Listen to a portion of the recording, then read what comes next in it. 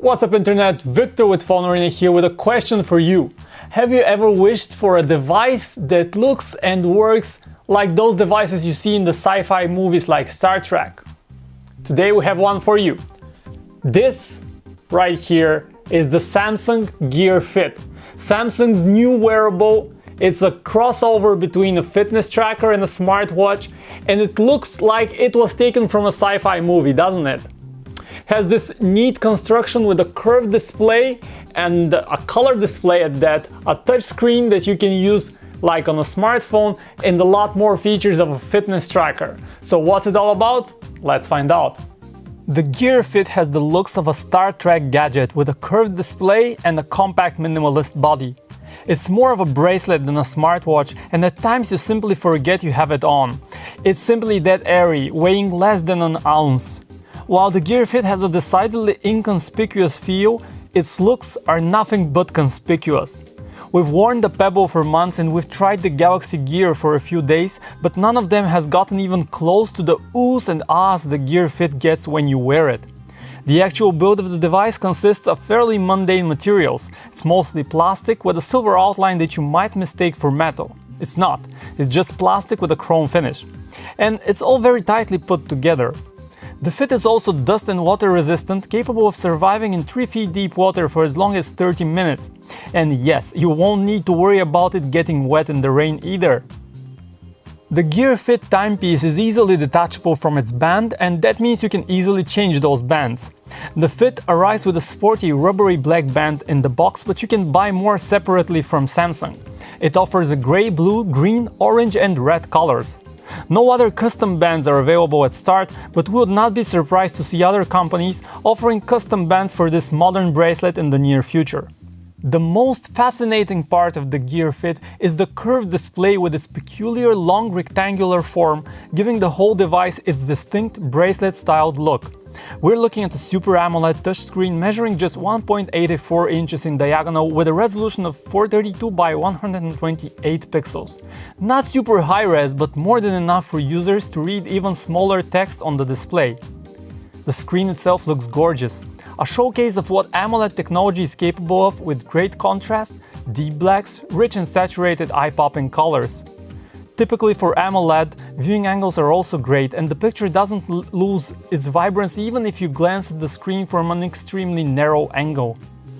It's important to note that the Gear Fit only works with select Samsung phones like the latest from the Galaxy S and Galaxy Note series. The Gear Fit features a simple touch and tap interface similar to that on a smartphone, but with more limited features, focused around showing you the time, weather and fitness information. It runs on a real-time operating system, not on Android nor Tizen. It is what allows the Fit to last so long, but it also comes with the downside of no third-party apps on the Fit.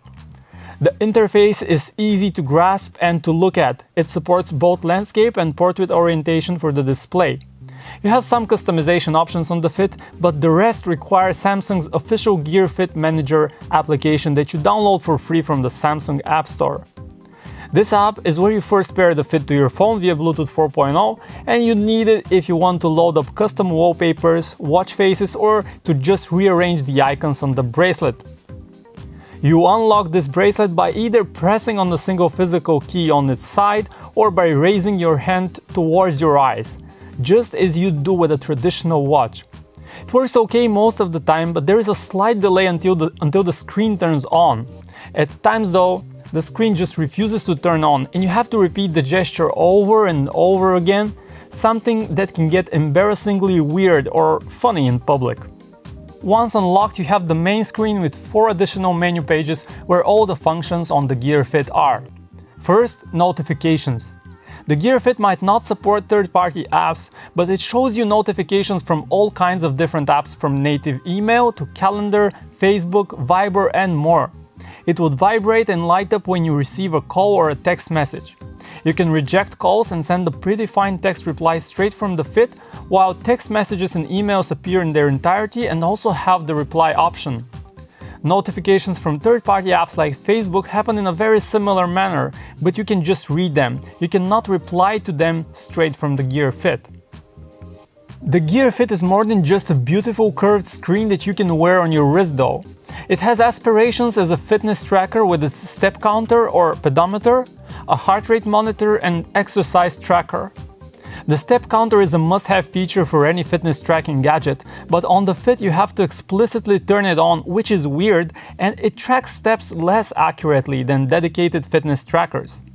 The Gear Fit's signature feature is its heart rate monitor. The technology of measuring your pulse is not complicated.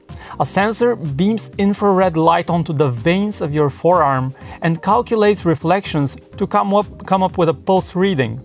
This simple mechanism, however, turns out to be very fiddly in real life. There are just too many conditions that you have to meet to see your pulse. You need to keep still and quiet for an excruciatingly long 10 seconds. We tried getting our heart rate while walking and this simply fails. Your hand needs to be still.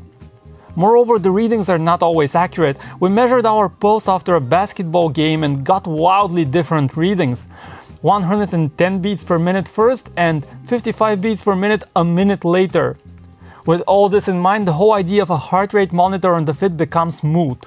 Those who really care about their heart rate would probably prefer a dedicated medical-grade oximeter that gives accurate and continuous pulse measurements.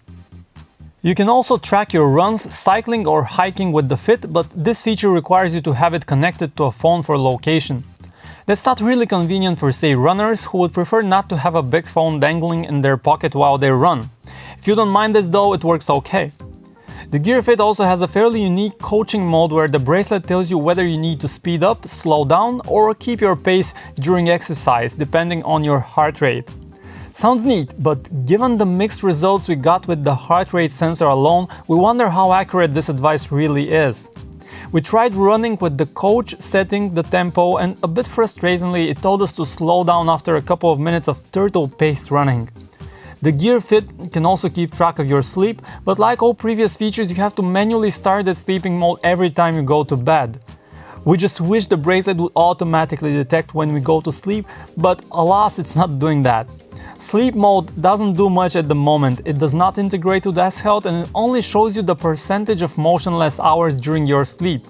No sleep cycles, no detailed breakdown, nothing. We do expect though that Samsung will improve that in the very near future with a software update, hopefully. The Gear Fit ships with a 210 mAh battery that Samsung claims can last 3 to 4 days between charges. And if you use the Fit rarely, you can expect up to 5 days. We found these official numbers matching our real-world experience, as even with our more intense tests, the Fit lasted over 3 days on a single charge. Charging the device though is an interesting process. Samsung includes a magnetic clip-on accessory that you attach to the bottom of the Fit to add a micro USB charging port to the device. This is the only way to charge the bracelet up, so don't lose that clip-on accessory. So in conclusion, what we have with the Samsung Gear Fit is a true crossover device between a smartwatch and a fitness tracker. As a fitness tracker, it's not perfect. It doesn't have such accurate tracking capabilities as other devices do, and its heart rate monitor on the back is just too slow and a bit fiddly to work with. And in terms of its smartwatch functionality, the Gear Fit is a bit hard to read as the display is not always on and the motion gesture that you use to kind of turn it on doesn't always work. But where it excels is in the design department. This device, it feels perfectly comfortable to hold and wear in all kinds of situations. You can sleep with it. It's so light that you practically won't feel it on your hand, and its display is gorgeous. So this is one device that has a lot of promise in it, but it's also a bit pricey. It comes at a starting price of €199, and it's €199 in Europe, and dollars if you're in the United States. And other fitness trackers and smartwatches are a bit less pricier than that, but the Gear Fit has a lot going on for it, and while it's not perfect, it's a good step towards the future of wearable computing. So for a more detailed review, make sure to go to phonearena.com. Thanks for watching.